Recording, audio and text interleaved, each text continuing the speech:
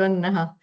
Et nagu Elo juba sissejuhatuses ütles, siis meie tänane infotund keskendub tuge vajavatele õpilastele, ehk täpsemalt, et kuidas siis õppimiskohustuse reform mõjutab õpilaste toetamist ja millised võimalused on ka haridusliku erivajadusega õpilastel edasiõppimiseks pärast põhikooli.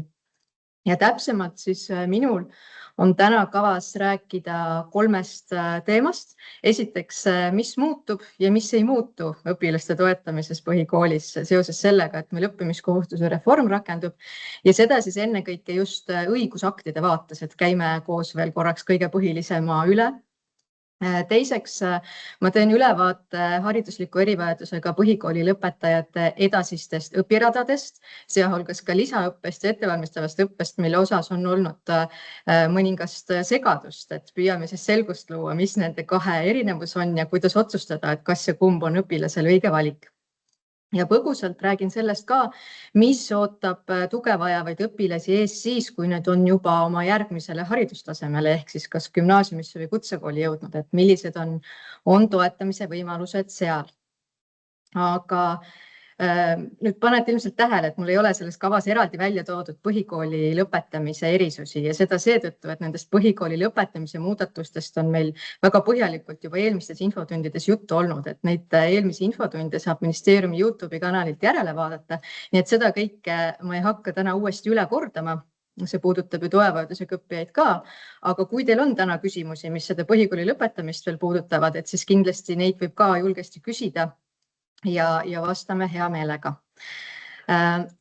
Aga nüüd enne nende lubatud teemade juurde jõudmist ma tahaks veel eraldi juhtida tähelepanu mõistetele, et ka mina oma sissejuhatuses juba rääkisin nii tuge vajavatest õpilastest kui ka haridusliku erivajadusega õpilastest. Ja selleks, et segadust ennetada, ma selgitan veel üle, et need ei ole nagu päris 100% kattuvad mõisted, et iga õpilane võib mingil perioodil ju kas lühema või pikema aja jooksul tuge vajada väga erinevatel põhjustel ja kõik need lapsed, kes tuge vajavad, ei ole haridusliku erivajadusega.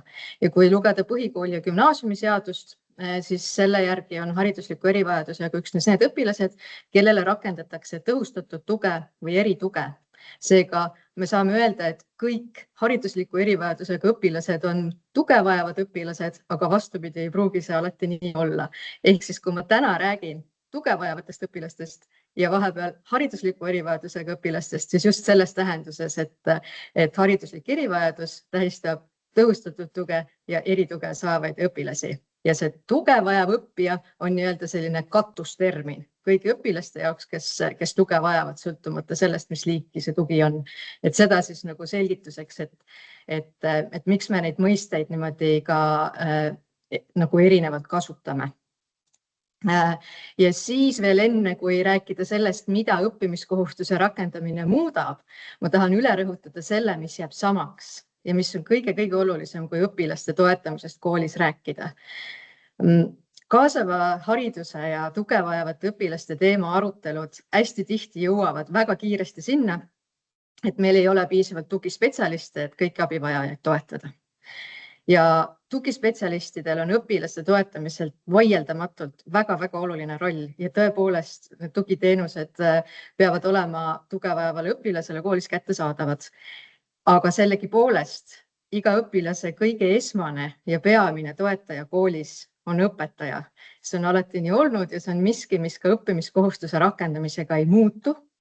Et ikkagi ka jätkuvalt, nii nagu põhikooli ja gümnaasiumi seadus sätestab, ikka õpetaja on see, kes jälgib õpilase arengut ja toimetulekut koolis ja vajaduse korral siis ka kohandab õpet õpilase individuaalsete vajaduste ja võimete järgi. Ja neid kohandusi saab teha igapäevase õppetöö raames ja õppe diferentseerimine ongi ju täiesti selline õpetaja töö baasoskus ja igapäevatöö normaalne osa.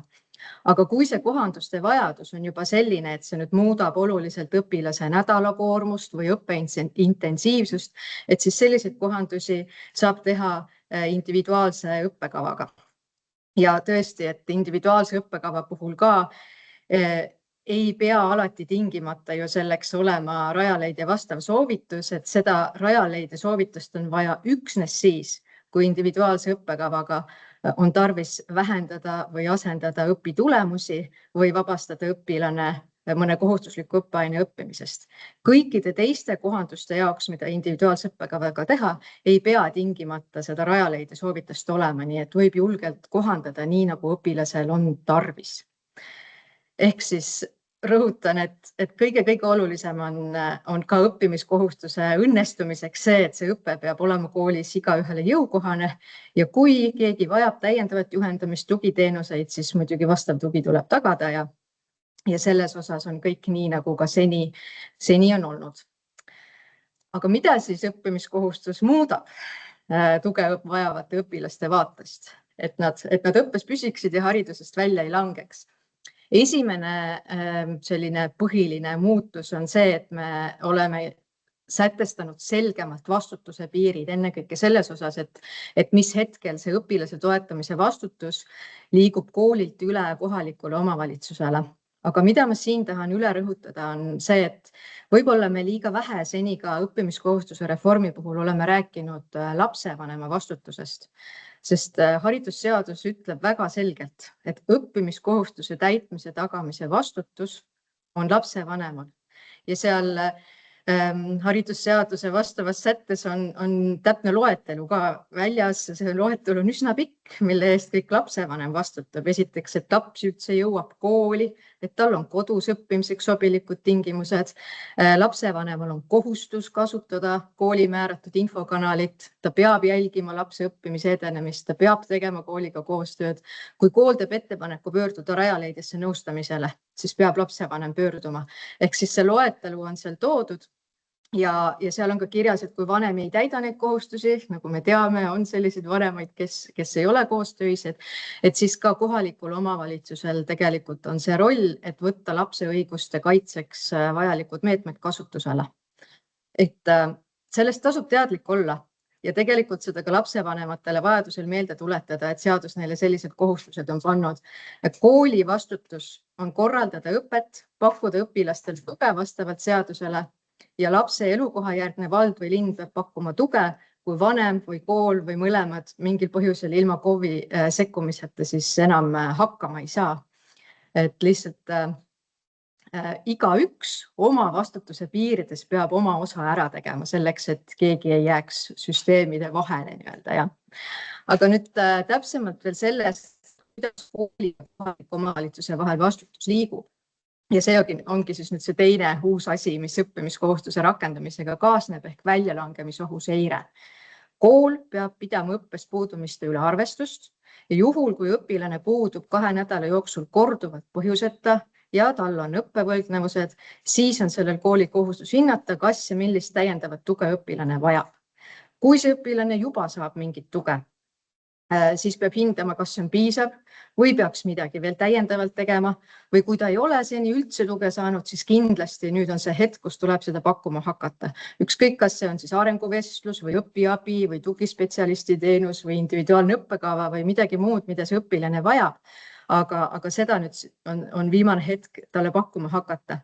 Ja kui nüüd kool on täiendavat abi pakkunud ja see ei ole tulemusi andnud või kui koolil ei õnnestu üldse õpilastega vanemat kätte saada või kui algusest peale nüüd on selge, et need murede põhjused jäävad koolist väljapoole, kooli käed jäävad lühikeseks selle mure lahendamiseks, siis kool teeb märke EHIS-esse, et see õpilane on väljalangemisohus ja siis liigub info sellest õpilasest tema elukoha järgsesse kohalikku omavalitsusse.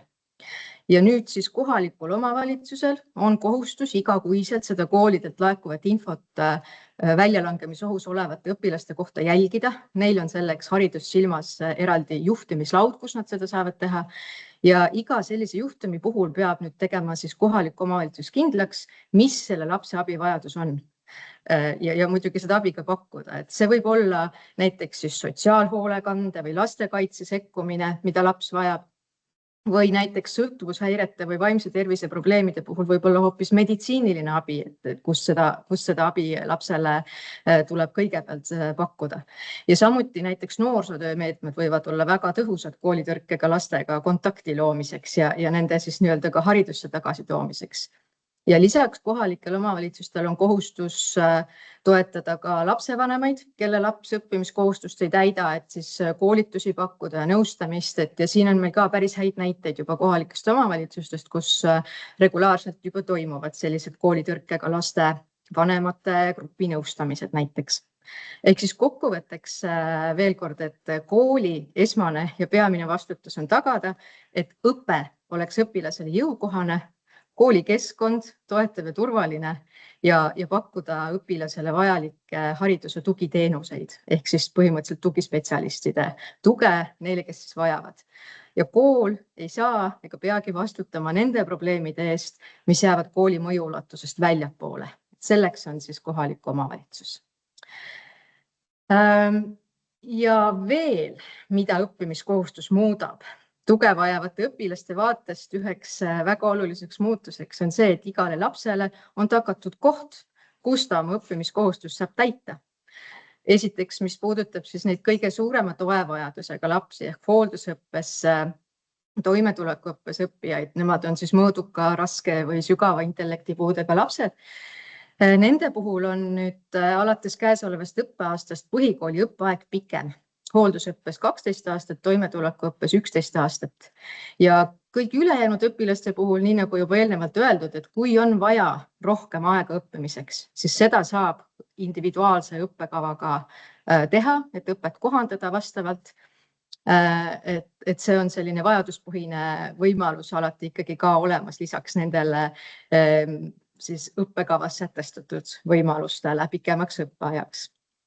Ja teiseks, et õppimiskohustus ei tähenda ju seda, et kõik peavad omandama keskhariduse, nagu vahel ka ekslikult on väidetud, et õppimiskohustus on kohustus osaleda õppes kuni 18. eluaastani või kutse või keskhariduse omandamiseni.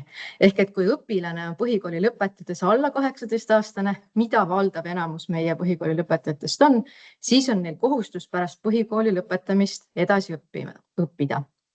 Ja nüüd see ongi see oluline muutus võrreldes varasemaga, et varem võis olla selliseid olukordi, kus õpilane ise küll tahtis edasi õppida, kandideeris paljudesse koolidesse, aga ei saanud kuhugi sisse, ei leidnud endale kohta. Nüüd sellist olukorda enam tekkida ei tohiks, sest meil on kõigile koht.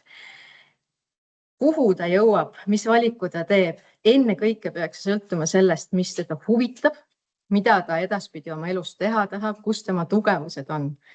Et mingi konkreetne puue võib piirata mingite konkreetsete erialade valikut ja gümnaasiumis edasiõppimine ka näiteks lihtsustatud riikliku õppekava lõpetanule enamasti ei ole jõukohane, aga siiski see edasiõppimise nagu esmane lähtealus ei peaks olema õppija toevajadus, vaid ikkagi see, mis teda huvitab, mis on tema tugevused ja mis nende minu huvide ja tugevuste raames see minule kõige parem võimalus on.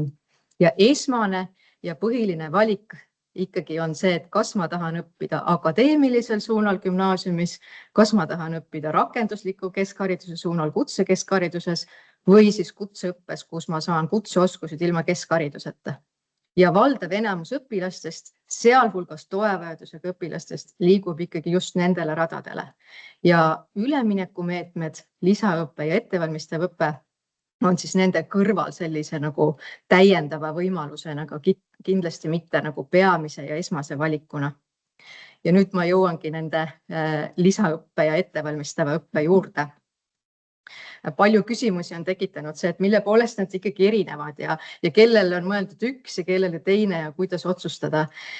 Ma püüan natuke selgitada ja pärast siis kolleeg Kristiina räägib lisaõppest veel põhjalikumalt ka.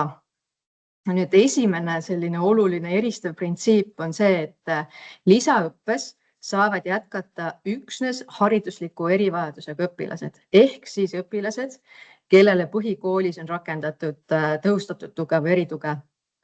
Ettevalmistava õppe puhul see sihtrühm on laiem. Ja teine oluline, isegi võib-olla veel olulisem sisuline erinevus on, et miks õpilane ei saa kohe jätkata. seal tasemeõppes õppimist. Et kui see põhjus, miks ta ei saa kohe jätkata, on see, et ta tulenevalt oma hariduslikust erivajadusest ei ole valmis õppekeskkonna muutuseks, et ta ei ole valmis teise kooli edasi liikuma, siis sel juhul on põhjendatud tema jätkamine lisaõppes. Kui tal on see valmisolek edasi liikuda olemas, ehk tal põhimõtteliselt on valmis, sotsiaalselt piisavalt küps, siis ta kandideeribki kas kutsekooli või gümnaasiumisse ja sellisel juhul ta ei peaks lisaõppes jätkama. Ja kui ta nüüd kandideerib, siis esialgu põhivastuvõtus peaks ta ikkagi kandideerima kutseõppesse või gümnaasiumisse, ehk et ikkagi püüab leida endale vastavalt oma huvidele sobiva õppimisvõimaluse siis kutsekoolis või gümnaasiumis. Ja alles jätkuvastuvõtus, kui on selge, et tal on siiski mingid takistused, mis ei luba tal kohe tasemeõppes jätkata, näiteks kui ta ei oska ikkagi piisaval tasemel eesti keelt või tal on õpilüngad nii sügavad või vajavad üldpädevused veel nii suurel määral järeleaitamist, et ta ei saa kohe alustada tasemeõppes, siis alles saab ta esitada avalduse ettevalmistavasse õppesse. Ja samamoodi kui selle kohaliku omavalitsuse seire käigus, mida ma varem kirjeldasin, kui seal tuleb välja, et mõni õpilane näiteks ei kandideerinudki üldse mitte kuhugi ja sellepärast ei osale õppes, siis samamoodi on ettevalmistav õpe just see koht, kuhu aastaringselt on võimalik siseneda, ükskõik mis hetkel kohaliku omavalitsus selle mitte õppiva noore üles leiab. Ja ettevalmistavast õppest siis on meil jällegi ka varasemates infotundides ja veebiseminarides juba nii palju juttu olnud, et ma sellest uuesti põhjalikult ei räägi, vaid lihtsalt, et siin slaidil on need kõige olulisemad põhimõtted olemas ja kui teil on selles osas veel tarvis täpsemalt süvenenumalt infot, siis ma soovitan teil järele vaadata juba toimunud infotundide salvestusi Haridusministeeriumi YouTube'i kanalilt. Ja kui teil on ikkagi mingid küsimusi, millele te tahaksite kohe täna vastust saada, siis jällegi võite chati julgelt need kirjutada. Ja nagu öeldud, siis sellest lisaõppest kolleeg Kristiina räägib veel õige pea ka pikemalt. Aga mina veel siin sellise viimase osana oma pikast jutust annan teile ülevaate ka sellest, et millised siis need senised valikud on olnud põhikooli lõpetajatel, et gümnaasiumi või ka kutsehariduse vahel. Et kui vaadata siit neid valikuid, ma lihtsalt markeerin ära, et lisaõppes jätkajaid on alla 1%, neid on nii vähe, et neid ei ole mõtet siin isegi eraldi välja tuua. Aga laias laastus siis jah, kui vaadata riikliku õppekava alusel õppinud edasisi valikuid, kes eelmisel kevadel lõpetasid, siis laias laastus selline 70, 25 ja 5 on need protsendid, et umbes 5% ei jätka üldse kuskil. 24-25 on kutseõppes, 70-71 gümnaasiumist, umbes on sarnane olnud siin varasematel aastatel ka. Ja just siis see 5% siin, kes edasi ei õpi, nemad on need, kes nüüd edaspidi meie õppimiskohustuse reformi tulemusel peaksid edasi õppima ja endale ikkagi koha leidma. Kui siia kõrvale võtta see pilt, et me võtaksime kõikidest lõpetajatest välja ainult haridusliku erivajadusega õppijad, siis need protsendid pöörduksid vastupidi. Ehk siis nendest, kellel on hariduslik erivajadus, on pigem nagu ütleme 25% või 30% need, kes lähevad gümnaasiumisse ja ülejäänud siis kutseõppesse. Ja kui vaadata peale, et kui palju meil on siis gümnaasiumis ja kutseõppes tuge vajavaid õppijaid, et siis siin ka see pilt nagu peegeldab, et tegelikult kutseõppes on ikkagi palju rohkem neid, kes tuge vajavad. Siin ma lihtsalt tahan selle veel üle rääkida, et statistika alati saab mõjutatud sellest, et kuidas me mingit mõistet defineerime ja kutseõppeasutuse seadus ja põhikooli gümnaasiumi seadus neid mõisteid natukene täna ka erinevalt defineerivad, mis ka avaldab siin teatavat mõju nendele arvudele ja samuti see, kuidas koolid märgivad, et gümnaasiumide puhul ka on lihtsalt näha, et gümnaasiumid on väga palju rohkem hakanud märkima EHIS-esse üldist tuge, mida varem nii palju ei märgitud, et sellest ka tuleb see kasv, mitte et objektiivselt oleks nüüd kuidagi hästi palju rohkem järsku jõudnud. toevõrdlusega õppijaid gümnaasiumisse. Aga lihtsalt, miks ma seda pildi panin, et lihtsalt illustreerida seda, et seni on levinum õpitee toevajadusega õppija jaoks ikkagi olnud kutseharidus. Ja kuidas siis kutsehariduses meil seis on, et vaadates tugispetsialistide arvu, siis see arv ei ole just väga suur, aga vähemalt trend on positiivne, et me liigume heas suunas kutsekoolidesse, igal aastal tuleb tugispetsialiste juurde ja võimalused tuge saada päriselt ka paranevad kutsekoolides igal aastal. Ja siis hästi kiirelt veel, et mis on see tugi, mida õpilane saab, kui ta jätkab kas gümnaasiumis või kutsekoolis. Ja kuna meil jällegi sel teemal varem on olnud ka üks veebiseminar, mida saab jällegi meie YouTube'i kanalit järele vaadata, et siis me ei räägi sellest väga pikalt ja põhjalikult, aga lihtsalt kordan üle, et ka gümnaasiumis ja ka kutsekoolis kehtib meil kaasava hariduse põhimõte ehk meie õigusaktid kohustavad koole õpilasele õpet jõukohaseks kohandama ja vajalikku tuge pakkuma, et nii nagu põhikoolis, nii peab ka gümnaasiumis ja samamoodi ka kutsekoolis olema tagatud vajadusel siis eripedagoogi tugi, psühholoogi tugi, sotsiaalpedagoogi tugi, et täpselt samamoodi ka need tugimeetmed peavad olema tagatud, kui õpilane seda vajab ja individuaalse õppekavaga õpet saab kohandada. Ja nii nagu põhikoolis, nii ka edaspidi ikka varajane märkamine ja paindlikkus ja võrgustikutöö on need peamised nagu meetmed, mida siis saab kasutada ja peabki kasutama selleks, et õpilasi toetada. Ja kui nüüd erinevustest rääkida, siis nagu oluline on see, et õpitulemusi vähendada kutsehariduses üldse ei saa. Gümnaasiumis õppekava seda lubab ja Rajaleid ja vastavaid otsuseid on ka teinud, aga peab ütlema, et praktikas ikkagi on see väga-väga vähe levinud ja see on väga erandlik, et gümnaasiumis õpilaste õpitulemusi vähendatakse, et lihtsalt sellega tasub arvestada, et kui õpilane läheb pärast põhikooli edasi õppima, siis see on hästi oluline, et ta valiks endale jõukohase õppekava. Ehk siis siin tuleb mängu just põhikooli karjääriõppe roll, et õpilane päriselt teaks, et mis siis on tema jaoks jõukohane valik ja karjääriõppest jällegi meil oli eelmisel korral pikemalt juba juttu. Ja siis veel, et Rajaleidja roll on ka natukene erinev, et Rajaleidja poole alati võib pöörduda nõu küsimuseks nii kool, on vanem, aga neid koolivälise nõustamismeeskonna otsuseid siis antakse küll gümnaasiumi õpilastele, aga mitte kutsekoolide õpilastele, et see on siis ka siin üks erinevus. Ja akadeemilise puhkuse osas, et kui nüüd gümnaasiumi õpilasel on sellised tervisemured, et ta näiteks ei saa vahepeal õppida, meil tuleb seda üha sagedamini ette, et näiteks on vaimne tervis nii halvas olukorras, et vahepeal õpilasel lihtsalt ei ole võimekust õppes osaleda, siis gümnaasiumis saab neid kohandusi teha jällegi individuaalse õppekavaga, et on võimalik vahepeal õppekoormust nii palju vähendada, et õpilasel oleks aega keskenduda oma tervise parandamisele ja siis vastavalt lihtsalt õppeaeg gümnaasiumis läheb pikemaks, et need võimalused on kenasti olemas. Need kokkuvõtteks siis, mida öelda, nii nagu seni, nii ka edaspidi õppimiskohustuse raames kõige tähtsam on see, et õpilane saaks kogu oma haridustee jooksul sellist vajaduspõhist tuge, jõukohast õpet ja selleks, et see päriselt töötaks, on hästi oluline võrgustikutöö kooli, kodu ja kohaliku omavalitsuse osalusel, mille osas siis nüüd on lihtsalt piirid selgemad, et mis hetkel vastutus ja kuidas liigub.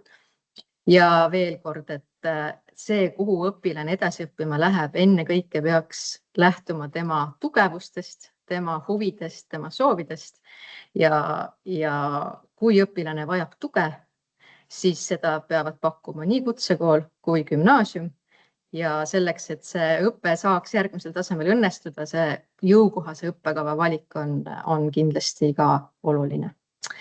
Nii et selline ülevaade minu poolt. Ma ei tea, kas praegu on juba tulnud chatti mingeid küsimusi? Mõned küsimused on juba tulnud. Väga tore.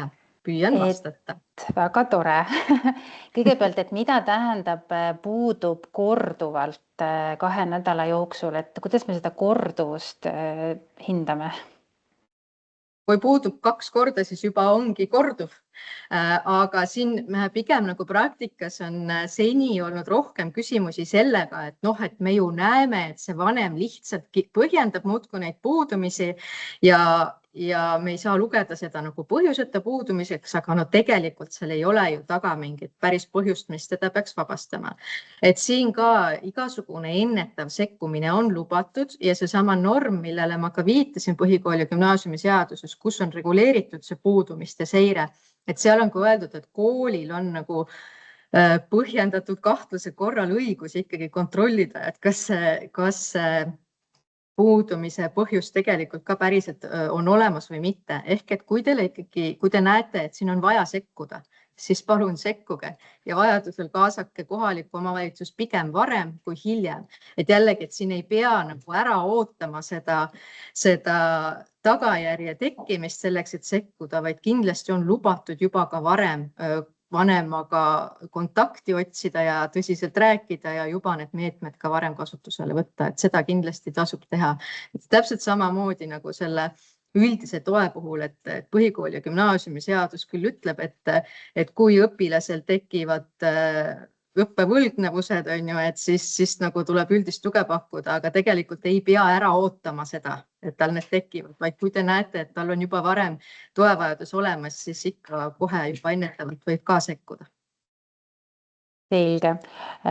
Kas EHIS-e kaudu märgete tegemine kehtib õppimiskohustuslike õpilaste kohta või kõigi koolis käivate õpilaste kohta? Ka nendega, kes ei ole õppimiskohustuslikud? See on õppimiskohustuslike õpilaste puhul, seaduse järgi tuleb nende kohta seda märkida, jah. Nii, siis on üks lisaõppe kohta küsimus, et kes hindab ja otsustab lisaõppes osalemise, kui vanem soovib lisaõpet, aga kooli hinnangul on laps valmis edasi liikuma, et kuidas siis saab? Ma siin jätaksin selle Kristiinale vastata, kes kohe lisaõppest ka pikemalt natukene räägib. Kus ikkagi toimub ettevalmistav õppe, kas riigikoolides, kutsekoolides või muus kohas? Et siin ma võin vastata, et see nimekiri nendest koolidest on üsna varsti koos ja siis me anname sellest nii koolide infokirjas kui kõikides muudes kanalites teada, et need on üks kindel nimekiri koolidest, kellelt seda teenust tellitakse, nad on üle Eesti laiali ja selle kohta tuleb info peagi kõigile vajadustele ja huvilistele. Juhul, kui põhikooli lõpetanu on õpingud lõpetanud ja ei ole jätkanud õpinguid gümnaasiumis ega kutseõppeasutuses ning ei ole enam formaalselt ühegi kooli nimekirjas, kuhu peaks ta pöörduma, et saada hariduslikku või toetavat abi? Nii vahepeal, kui sa seda küsimust lugesid, siis hakkis mul natukene, nii et ma püüan selle kiirelt siit üles leida. Kas küsimus oli, et kust õpilane abi saab, kui ta sellises olukorras on, jah? Ja, just. Et õppimisvõimaluste osas üks koht, kuhu võib õpilane alati pöörduda toe saamiseks, abi saamiseks, on ikkagi oma kohalik omavalitsus. Kohalikus omavalitsuses näiteks töötavad noorte heaolu spetsialistid, kelle ülesanne ongi selliste õpilaste selline võrgustiku töö juhtimine ja koordineerimine, et nendelt saab abi. Nende kontaktid on ka veebist kõik leitavad, et see on siis noorte, kui otsida noorte garantii tugisüsteem, hirmus keeruline nimetus, aga selle järgi saab nende spetsialistide kontaktid näiteks kätte. Aga jah, ennekõike nagu kohalik omavalitsus vastutab selle eest senikaua, kuni ta veel üheski koolis ei ole. Nii, nüüd on küsimus, et miks koolivälise nõustamismeeskonna soovitusi antakse ainult gümnaasiumis õppijatele, aga kutsekooli omadele ei anta? Ja no siin ühelt poolt võib rääkida nagu sellistest ajaloolistest põhjustest lihtsalt, et meil on seni keskhariduse tasemel need 2 suunda ehk gümnaasiumi suund ja kutsehariduse suund olnud lahus ja seadusandlus, mis neid reguleerib, on lihtsalt olnud erinev. ja seal on rohkem erinevusi tegelikult, et mitte ainult see Rajaleidja roll ei ole erinev, vaid seal on neid teisi aspekte veel ja meie siht kindlasti on see lähiaastatel ka ära ühtlustada, et need ei oleks niivõrd erinevad just keskhariduse tasemel, mismoodi õpilane tuge saab. Aga teine teema on lihtsalt ka see, et kutsekoolid valdavalt on riigikoolid ehk siis meie ise koolipidajana saame hoida silma peal sellel, et need toevajaduse määramised oleksid tehtud õigesti ja tugiteenused oleksid tagatud. Ehk et siin on lihtsalt ministeeriumi kui koolipidaja roll teistsugune kui võib-olla paljude gümnaasiumide puhul. Selge. Mida tähendab, et gümnaasiumis individuaalse õppekavaga õppimise aeg läheb pikemaks? See ongi vajaduspõhine ehk nii nagu ma ütlesin, et kui õpilane parasjagu näiteks tervislikel põhjustel ei saa õppes osaleda, siis sel ajal nii ongi, ta ei saa õppes osaleda, aga selle võrra, kui ta parasjagu ei saa õppida, pärast võib minna tema õppimine pikemaks ja meil neid näiteid tuleb üha enam, kus ongi ta siis näiteks gümnaasiumis 3 aasta asemel 4 aastat. Ja kui koolil endal selline, see on ka üks koht, kus ma soovitan seda jaanuaris toimunud veebiseminari järele vaadata, sest seal olid ka koolid ise jagamas oma praktilisi näiteid, et gümnaasiumide osas siis Pelgulinna riigigümnaasium ja kutsekoolide osas Voko, kes praktilise näidete kaudu rääkisid, kuidas nemad seda oma koolides teevad. Nii et sealt saate ka veel infot selle kohta juurde ja kui on küsimusi koolile, et kuidas ma seda ikkagi täpselt teen, siis jällegi võib pöörduda ka lihtsalt nõu saamiseks Rajaleidja poole nendes küsimustes. Kui noorega juba tegeleb lapse heaolu spetsialist, siis kas sellegipoolest tuleb puudumised märkida EHIS-esse? See on nüüd selline tehniline küsimus, et ma kohe ei oskagi vastata. Mina ütleks, et jah, ikka tuleb märkida, et senikaua, kui ta teie kooli nimekirjas on, aga õppes ei osale, siis ikka tuleb seda järjepidevalt kirja panna, et ta ikka veel ei ole kooli tulnud. Jah. Kui põhikooli lõpetab tõsise psüühikahäirega õpilane, kes õpib siis 1-1 õppel, et mida sellisel juhul talle soovitada? Kui siin jällegi sõltub sellest, et milline on see tema kognitiivne võimekus, on ju, et kas ta põhimõtteliselt oma nagu kognitiivselt võimekuselt on võimeline keskharidust näiteks omandama. Kui mitte, no siis ilmselt kutsehariduse need madalama taseme õppekavad on need, mida võiks sellisele õpilasele soovitada, kus ta edasi saab õppida. Kui ta on põhimõtteliselt võimekas ja lihtsalt see tema psüühikahäire ei luba tal teistega koos õppida ja ta peab seda kodus näiteks tegema, et siis ka gümnaasium on täiesti võimalik, et Rajaleidja saab ka soovitada gümnaasiumis tervislikel põhjustel koduõpet näiteks, et gümnaasiumis see on üks võimalus. Ja kutsekoolis nende madalama taseme õppekavade puhul meil on ka selliseid õpperühmi kutsekoolides, mis on väikerühmad, et need on ka siis olemas, et saab neid võimalusi uurida. Nii, siis on veel üks küsimus mittestatsionaarsetes koolides Rajaleidja otsusega 9. klassi tulnud koolikohustuslikele õppijale. Kas neile antakse ka lisaõppe kasutamise võimalus mittestatsionaarses õppes? Vot siin kohe ei oskagi vastata. Ma ei tea, kas Kristiina oskab seda kommenteerida või mitte. Või me peame seda... Et kui õpilane õpib põhikoolis, aga mitte statsionaarses õppes, mitte päevaõppes, et kas temale ka lisaõppe võimalus kohaldub? No seadusandlus ei välista seda otseselt. Ma ei tea, et selliseid juhtumeid oleks, aga otseselt seadusandlus seda ei välista. Selge. Hetkel on kutsekoolides kokku üks sotsiaalpedagoog 1 kooli kohta ja teisi spetsialiste veelgi vähem.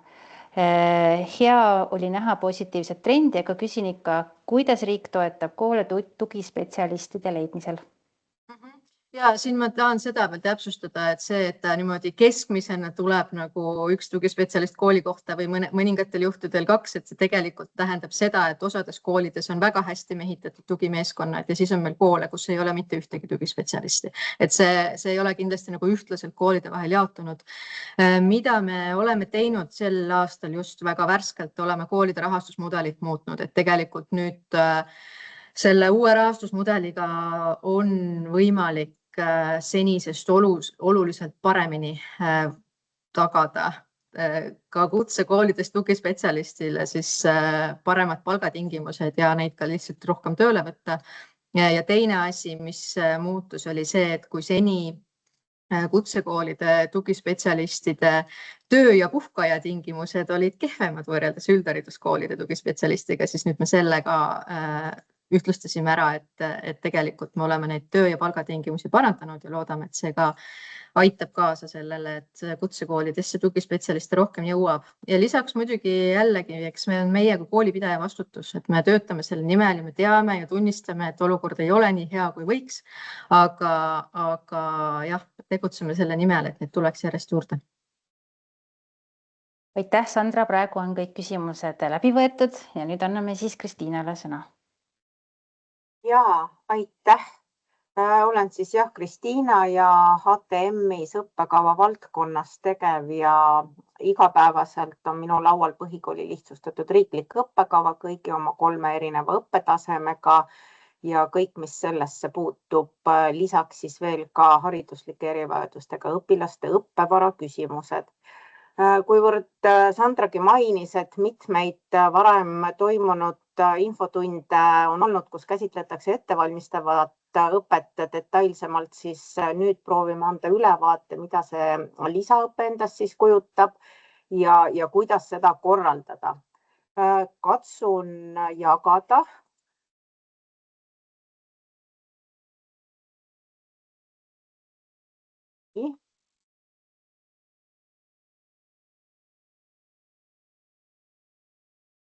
Hetkel me näeme sinu vaadet, et kui sa saad panna esitlusmoodi peale. Ma olen siin täna teinud proovi mitu korda, kuidas see õnnestub ja nüüd. Nii, ja nüüd ma küsin, kuidas te näete? Näeme hästi.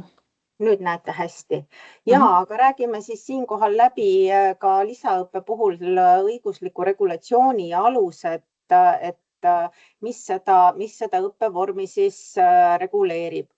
Põhikooli gümnaasiumiseadus paragrahv 50 on peamine regulatsioon, millest lisaõppe korraldamisel lähtuda tuleb. Siinkohal tuleb ära mainida seda, et lisaõppe ei ole uus õppevorm, mis oleks jõustunud või jõustuks seoses õppimiskohustuse rakendumisega. Tegelikult on see õppevorm kehtinud juba alates 2010. aastast. Aegade jooksul on muutunud lisaõppe sihtrühm, kuivõrd algselt oli selleks puhtalt ainult põhikooli lihtsustatud riikliku õppekava lihtsustatud õppe, toimetulekuõppe ja hooldusõppe õpilased, siis 2008. aastal jõustunud PGS-i redaktsiooniga lisandusid põhikooli riikliku õppekava eri- ja tõhustatud toega õpilased, kellele on siis võimalik pakkuda lisaõpet. 1. septembril 2025 jõustus taas kord uus PGS-i redaktsioon ja siis selles versioonis on välja võetud lisaõppe sihtrühmast hooldusõppe õpilased.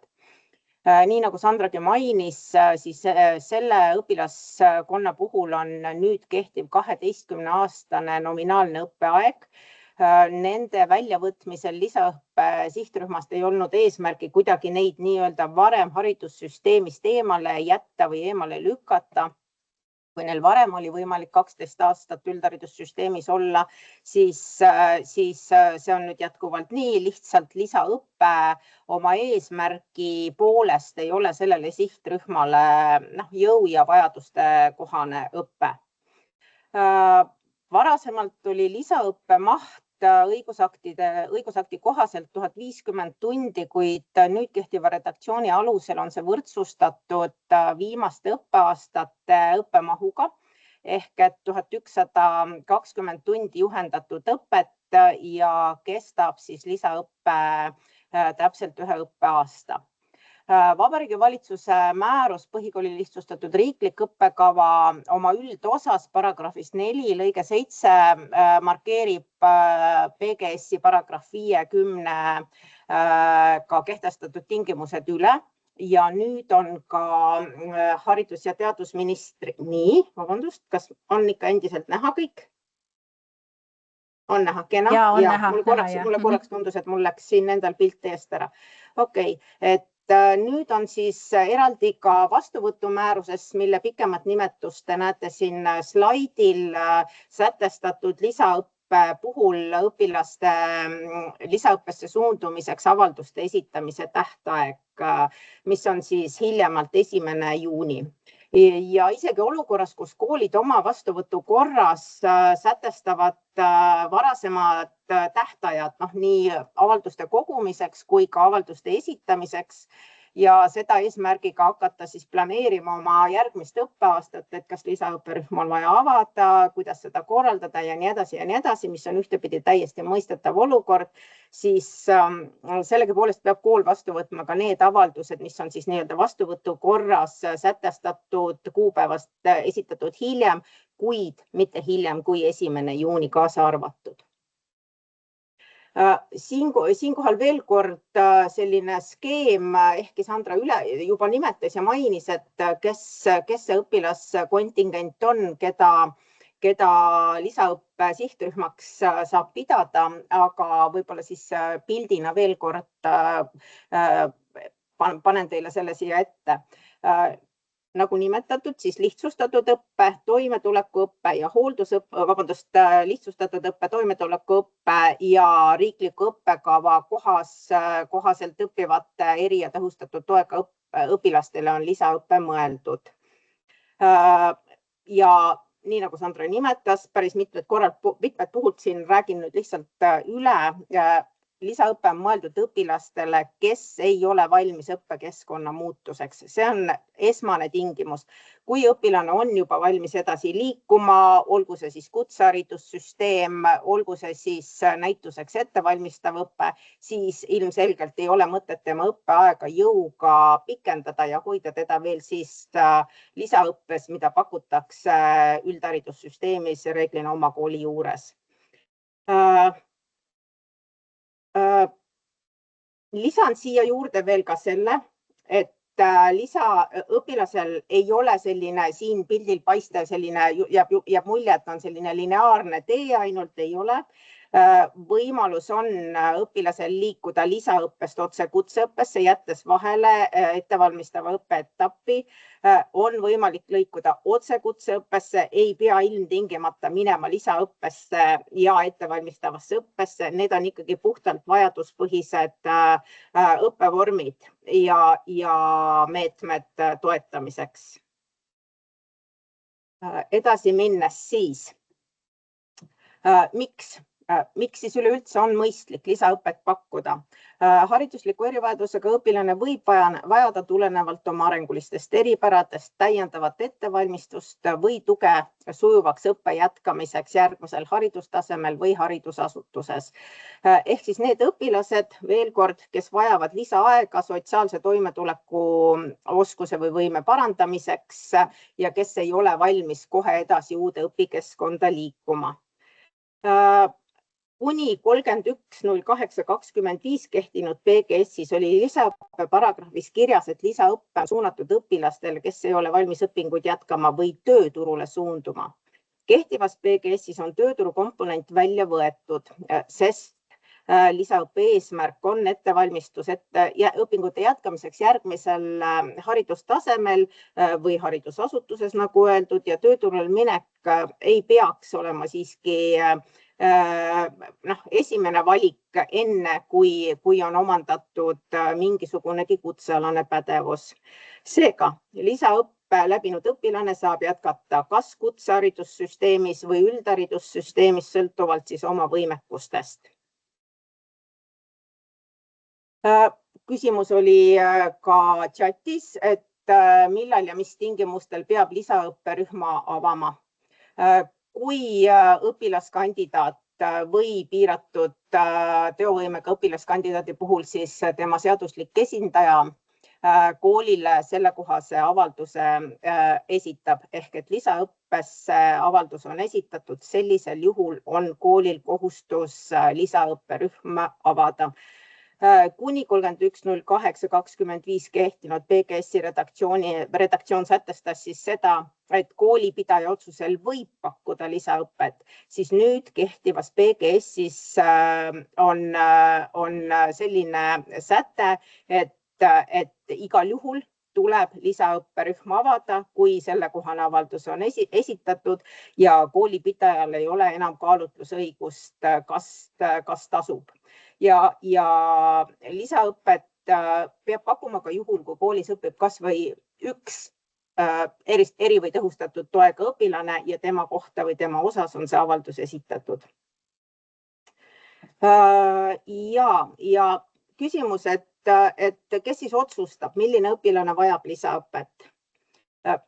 Seda, kas Juhan või Juta lisaõppesse peaks suunduma, kas tema on lisaõppeõpilane, tegelikult koolile keegi ette ei kirjuta. See ei saa olla ei koolipidaja ega ka HTM.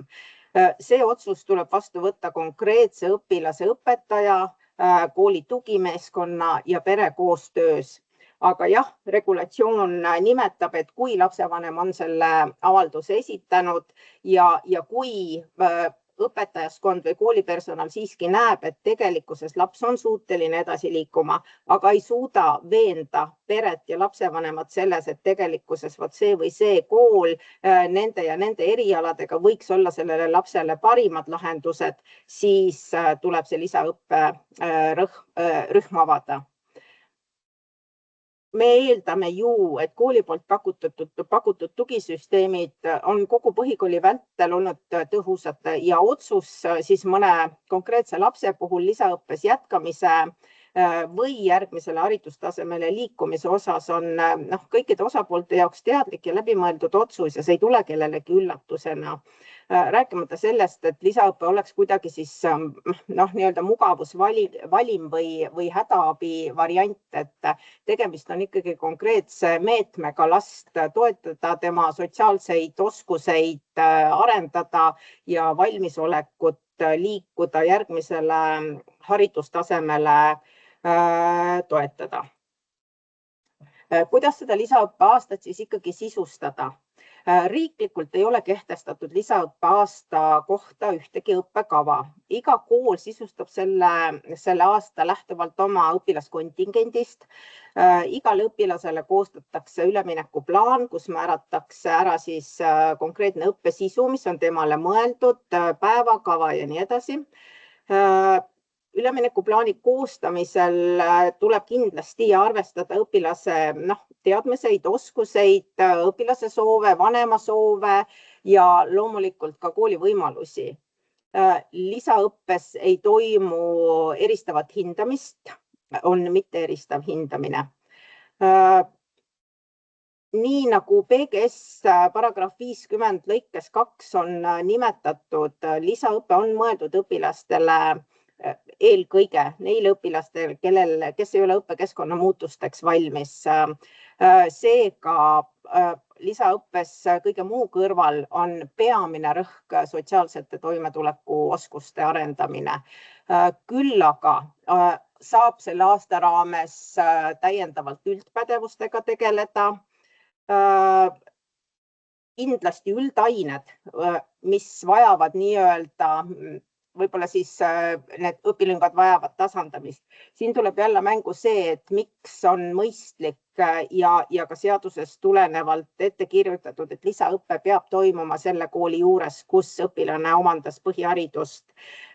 Kui õpilane liigub uude kooli, lisaõppe kestab vaid 1 aasta, et siis välja hakata selgitama, missugune on tema teadmiste maht üldainetes, kuidas tema sotsiaalsete oskustega lugu on, mida ta teab, mida ta oskab, mida siinkohal nüüd sellele õpilasele personaalselt, individuaalselt pakkuda, see kõik võtab tohutu aja. Seetõttu ongi mõistlik, et see lisaõppe toimub siiski ikkagi oma kooli juures, oma tuttavas keskkonnas, oma nii-öelda õpetajate juhendamisel, et see aasta saaks olla tõhus, et see aasta läheks asja ette. Rõhutan siinkohal karjääriteenuste ehk siis karjääriõppe info ja nõustamise pakkumist. Teadupärast lihtsustatud õppe ja toimetuleku õppe puhul on riiklikes ainekavades karjääriõpet õpitulemustes nimetatud vaid paaril korral. Valikainemahud on nende õppetasemete puhul samuti hästi väikesed ja seetõttu on karjääriõppe pakkumine üsna juhuslik, julgen nimetada. Ja ehkki õppekava läbivad teemad, sealhulgas siis elukestev õppe, karjääri kujundamine, kodanikualgatus, ettevõtlikkus ja nii edasi, peaksid laienema ka ju toimetuleku ja hooldusõppe õpilastele, siis praktika näitab, et seda siiski liiga palju teadlikult ja mõtestatult sellele õpilasrühmale ei pakuta. Seega, lisaõppeaasta on ideaalne võimalus tegeleda karjääriõppega nende õpilaste puhul. Karjääriõppe üks osa kindlasti on koostöö kutseharidussüsteemiga ja soovituslikult võiks selle koostöö algatajaks olla üldhariduskool, kelle juures lisaõpet pakutakse. Põgusalt ka sellest, et kuidas toimub lisaõppesse vastuvõtu protseduur ja seiramisest on nüüd siin küll juba mitmed puhku juttu olnud, aga võib-olla siis ikkagi käime kiirelt selle teema üle. Vastuvõtumäärus kehtestab siis paragrahv 3 lõike 9 kohaselt lisaõppeavalduste esitamise tähtaja, mis on siis 1. juuni ja taotlus lisaõppes õppimise kohta esitatakse kooli, kus õpilane omandas põhihariduse. Kahtlemata on erandeid, näituseks kui pere juhtub kolima peale näiteks 1. juunit ja tegemist on ikkagi väga selgelt lisaõppe lapsega, siis on perel õigus lisaõppes õppimise avaldus esitada ka uue kodukoha kooli ja see kool ikkagi, see eeldab loomulikult hästi tihedat koostööd, läbirääkimisi ja nii edasi, aga see kool on siis täpselt samamoodi kohustatud selle avalduse vastu võtma ja lisaõpperühma selle lapse jaoks avama või siis selle lapse liitma juba avatud lisaõpperühma. Taotlused võivad olla nii paberkandjal kui ka digitaalsed. Digitaalse taotluse puhul peab taotluse esitaja tuvastama digitaalselt. Paberkandjal taotluse puhul peab taotluse esitaja lisama siis koopia enda isikut tõendavast dokumendist ja lisama sinna juurde ka siis lapse või õpilase isikut tõendavast dokumendist koopia. Seega, lisaõppe puhul me ei räägi SAIS-ist, keskkonnast sisseastumine.ee või muust taolisest, kõik käib otse kooli kaudu.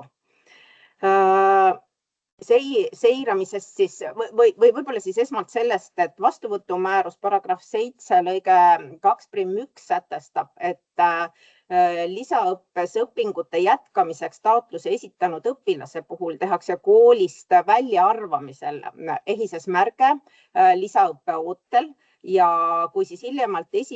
juuliks ei ole tehtud ehises omakorda märget õpilase õppima asumise kohta lisaõppes, siis teavitatakse sellest ehise kaudu õpilase elukohajärgset valla- või linnavalitsust, kellel on siis omakorda kohustus rakendada teatavaid abinõusid õpilase mujal õppima asumise välja selgitamiseks ja vajadusel siis õppimiskoha täitmise tagamiseks. Lisaõpperühm avatakse üldhariduskooli juures tavapäraselt 1. september ja õppeasutus kinnitab siis õpilaste andmete õigsust ehises hiljemalt 10. septembriks, kinnitab need andmed üle. Siin võib-olla põgusalt statistikat ka, et kui Sandra nimetas, et lisaõppesse suundujate arv konkreetsel aastal lõpetajate puhul on alla 1%, siis tõepoolest senine praktika on näidanud, et neid lapsi või neid õpilasi, neid noori, kes lisaõpet vajavad, on marginaalne arv.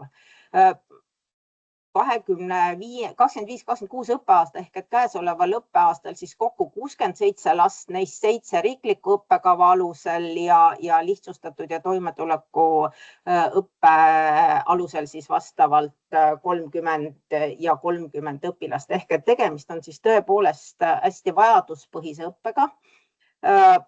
Kindlasti ei tohiks olla eesmärk kedagi lihtsalt pidada üldhariduskooli juures, sellepärast, et me ei suuda välja mõelda, mis temaga edasi teha.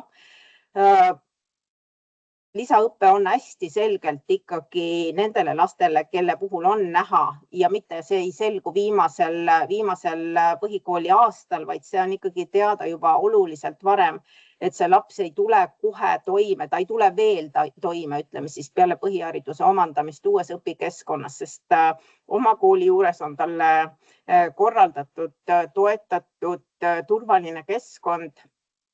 Ja kui ta liigub siis näituseks kutsekooli, siis reeglina on seal ju oluliselt suuremad ruumid, oluliselt suurem territoorium, lärmakam ja nii edasi, nii et ta ei pruugi seal kohe hakkama saada. Lisaõppe aasta raames on mõistlik käia oma kooli, nii-öelda nende oma põhikooli juures juba tuttavate õpetajatega kutsekoolil külas. Tean näituseks Tartu Pärli koolil puhul näidet, kus toimetulekuõppe õpilased väga kenasti liiguvad koos oma õpetajaga Vokosse, toimetavad seal, vaatavad seal, saavad kutseampse, nii-öelda kutseampse ja saab selgemaks võib-olla see, et see unistus, kelleks toimetuleku laps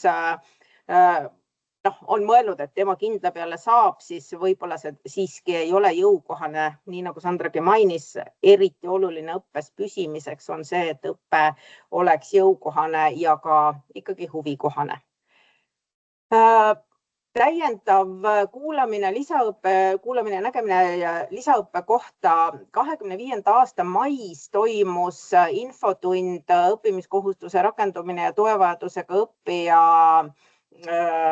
puhul, kus tegid ettekande kaks kooli, Tartu Pärli kool ja Haapsalu Viigi kool ja rääkisid oma praktikatest ja neil on tõepoolest juba aastatepikkune praktika lisaõpet korraldada, pakkuda, et soovitan kindlasti neid ettekandeid järgi kuulata, et võib-olla siis kooli puhul, kes seda varem teinud ei ole ja kellel nüüd see kohustus ja ühtlasi ka võimalus lasub, siis saab võib-olla sealt häid näpunäiteid.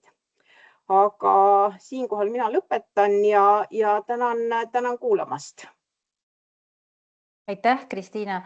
Meie head kolleegid on vahepeal juba kõik tekkinud küsimused ära vastanud, aga võib-olla see korra nagu räägid lühidalt, et kuidas see rahastamine toimub ja kas mittestatsionaarse õppekoolid saavad lisaõpet pakkuda, et siis on see ka kõva häälega välja öeldud, need 2 teemat jäid kuidagi õhku. Ja lisaõppe rahastamine toimub täpselt samadel alustel, nagu see toimub üldhariduse puhul. Tähendab see siis seda, et kui meil on eri- ja tõhustatud toega õpilase puhul koefitsiendiga rahastamine, siis kui ta liigub lisaõppesse, siis see koefitsiendiga rahastamine jätkub. Rahastuse puhul ei muutu mitte midagi võrreldes sellega, mis toimus statsionaarses õppes, põhihariduse statsionaarses õppes. Ja mittestatsionaarse, uuesti see teine küsimus ka, et kas mittestatsionaarse õppekool võib võtta endale lisaõppe õppijaid? Ja see küsimus käis ju enne ka läbi. Ma tunnistan seda, et mina ei ole lugenud ühestki regulatsioonist välja seda, et ei tohiks pakkuda. Küll aga tõenäoliselt on mõistlik see igaks 10 juhuks üle täpsustada.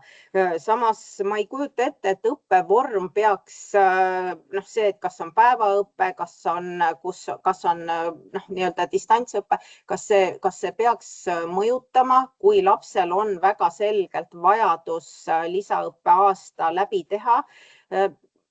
selles mõttes ma tahaks arvata, et see ei mõjuta, aga me teeme selle selgeks, et asjad oleksid klaarid ja korrektsed. Selge, aga siis on vist kõik teemad ka kõva häälega välja öeldud, et need küsimused olid ka chatis ära vastatud, aga võib-olla kedagi teist ka veel see küsimus jäi vaevama.